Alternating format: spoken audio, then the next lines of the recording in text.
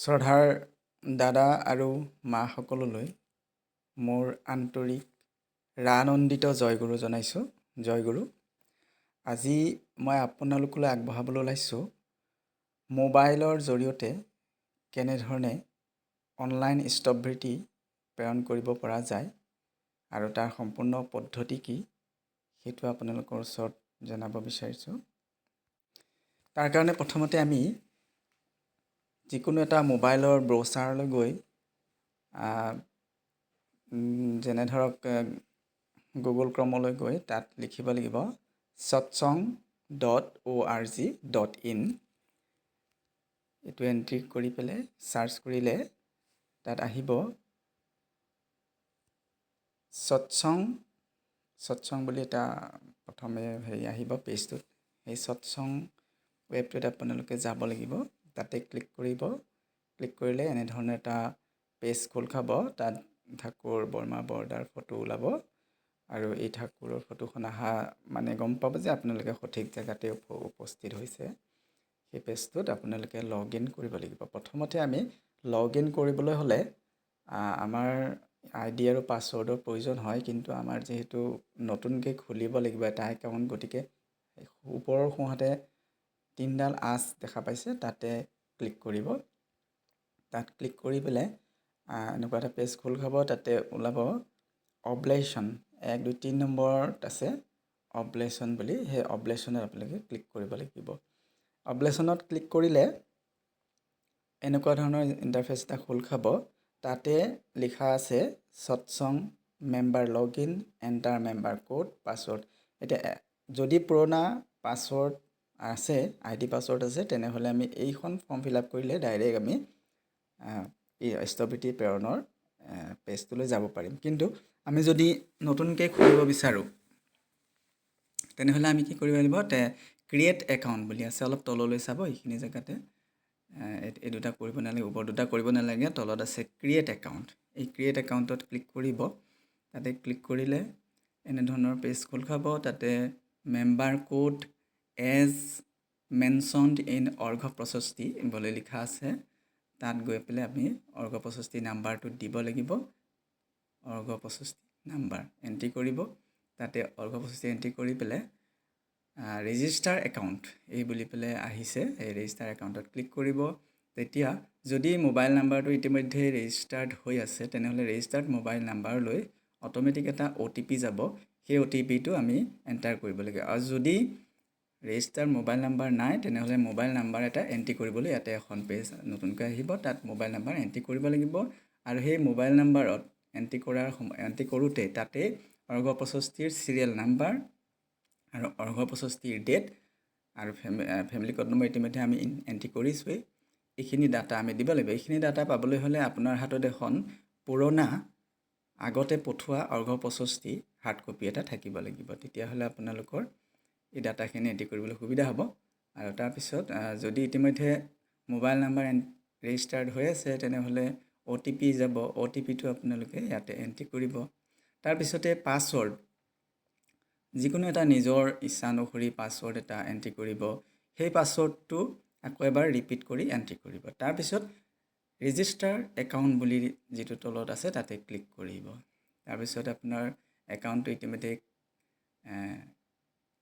Member already registered বুলি পেলাই এটা মেছেজ আহিব, টপ আপ মেছেজ। তাতে আপোনালোকে গম পাব যে আপোনালোকৰ একাউণ্টটো ক্ৰিয়েট হৈ গৈছে। ক্ৰিয়েট হৈ যোৱাৰ পিছত আপোনালোকৰ একাউণ্টটো ক্ৰিয়েট হোৱাৰ পিছত আমি আকৌ এইখিনি পেজ বেক কৰি একেবাৰে প্ৰথম যেনেকৈ সৎসং আহিছিলে সেই সৎসং পেজলৈ আমি আকৌ যাব লাগিব। সৎসং পেজত গৈ এতিয়া ওপৰৰ যিটো মেম্বাৰ লগ ইন বুলি দেখুৱাইছে তাত আপোনালোকৰ ইতিমধ্যে ক্ৰিয়েট কৰা পাছৱৰ্ড দি পেলাই আপোনাৰ ফেমিলি কোড নম্বৰ ওপৰত এণ্ট্ৰি কৰিব। তাৰপিছত পাছৱৰ্ড এণ্ট্ৰি কৰি পেলাই আমি লগ ইন পেজত লগ ইনত ক্লিক কৰিব লাগিব। লগ ইনত ক্লিক কৰাৰ লগে লগে এনেধৰণৰ ইণ্টাৰফেচ এটা আহিব। সেই ইণ্টাৰফেচত আপোনালোকৰ ফেমিলিত কিমানজন মেম্বাৰ আছে সেই মেম্বাৰ কোৱান্টিটি দেখুৱাই দিব। 4জন ফেমিলি মেম্বাৰ আছে যেনেকৈ। তাৰপিছত স্থবিৰতি ক্ৰাউণ্ট আগতে ইতিমধ্যে ৰিচেণ্টলি ষ্টেটাছটো দেখুৱাই দিয়ে কেইটা স্থবিৰতি পঠোৱা হৈছে।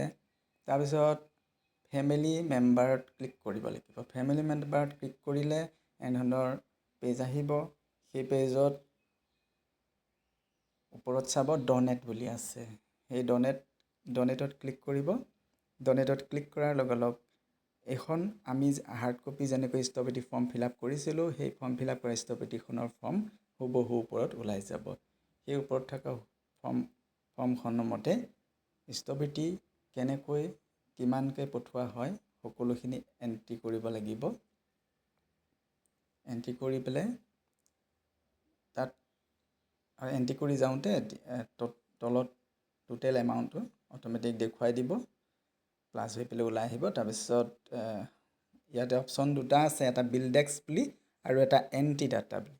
এই বিল্ডেক্সত যদি ক্লিক কৰোঁ, নাইবা এণ্ট্ৰি ডাটাটো ক্লিক কৰিব পাৰোঁ। বিল্ডেক্সত ক্লিক কৰিলে বেছি সুবিধা হ'ব। তাৰপিছতে বিল্ডেক্সত ক্লিক কৰাৰ পিছত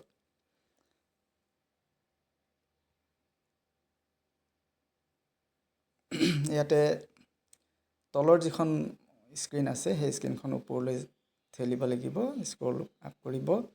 একেবাৰে তলত ওলাব এটা অপশ্যন। এই অপশ্যনটোত আপোনালোকে ক্লিক কৰি ৰাইট চিন কৰিব লাগিব যে accept all the terms and conditions. এইটো মানে একচেপ্ট কৰিব লাগিব। কৰাৰ পিছত আমি ছাবমিট বটমত ক্লিক কৰিব। ছাবমিটত ক্লিক কৰিলে আমাৰ পে'মেণ্ট মোড আহিব। পে'মেণ্ট মোড আমি বিভিন্ন ধৰণে 4টা অপশ্যন আহিছে। 4টা ধৰণেৰে আমি অনলাইন পে'মেণ্ট কৰিব পাৰোঁ। এই 4 ধৰণৰ পে'মেণ্টৰ ভিতৰত যোনটো নিজৰ সুবিধা হয় সেইটোকে আমি পে'মেণ্ট অপশ্যন হিচাপে গ্ৰহণ কৰিব পাৰোঁ। এতিয়া যদি QR ক'ডৰ জৰিয়তে আমি পঠাব বিচাৰোঁ টকাটো, তেনেহ'লে চিলেক্ট ইয়ৰ QR, তাত আহিব ভীম UPI, এইটো ক্লিক কৰিব। ক্লিক কৰাৰ পিছতে মেক পে'মেণ্ট ফৰ বুলি আহিব, তাত ক্লিক কৰিব। এই ৰঙা অংশটোত ক্লিক কৰাৰ পিছত স্কেনাৰটো আহি যাব। স্কেনাৰটো আহিলে QR ক'ড স্কেনাৰটো অহাৰ লগে লগে বেলেগ এটা মোবাইলেৰে সেই স্কেনটো কপি কৰি স্কেন কৰি পেলাই অনলাইন পে'মেণ্ট কৰিব পাৰিব। অনলাইন পে'মেণ্ট কৰা হৈ যোৱাৰ লগে লগে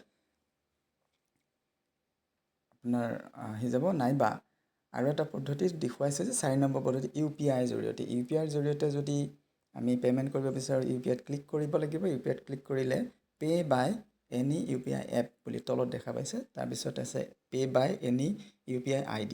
IDটোতকৈ বেছি সুবিধাজনক হ'ব UPI এপৰ জৰিয়তে যদি আমি পে'মেণ্ট কৰোঁ।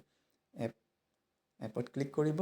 তাৰপিছতে আপোনাৰ পইচাটো যিখিনি প্ৰচেছ হয় দি পেলাই পাছৱৰ্ড দি পেলাই পে'মেণ্ট কৰি দিব। অনলাইন পে'মেণ্ট হোৱাৰ পিছত এনেধৰণৰ ইণ্টাৰফেচ আহিব। তাতে প্ৰিণ্ট আৰু ডাউনলোড বুলি অপশ্যন আছে। আপোনাৰ ইতিমধ্যে মানে এই পে'মেণ্ট ডানটো হৈ গৈছে। পইচা মানে স্থপতি পঠোৱা হৈ গ'ল। তাৰপিছত খালি আমি কি কৰিব পাৰোঁ, যিখন ফৰ্ম এইটো আমি ডাউনলোড কৰিব পাৰোঁ, প্ৰিণ্ট অৰ ডাউনলোড। আমি যদি ডাউনলোড কৰি লওঁ প্ৰথমতে, তেনেহ'লে এনেধৰণৰ অৰ্ঘ্য65খন আমি অনলাইন অৰ্ঘ্য65 দেখিবলৈ পাম। ইয়াত নিজৰ সম্পূৰ্ণ নাম আৰু এড্ৰেছ আৰু কেনেকৈ ফৰ্মখন ফিল আপ কৰিছিলে সেই গোটেই ডিটেইলছখিনি আহিব। আৰু এইখন PDF ফৰ্মত যিহেতু আহে, এইখন আপোনালোকে কম্পিউটাৰত গৈ প্ৰিণ্ট আউট উলিয়াই ল'ব পাৰিব। আজিলৈ ইমানেই। Thank U and Jay Guru.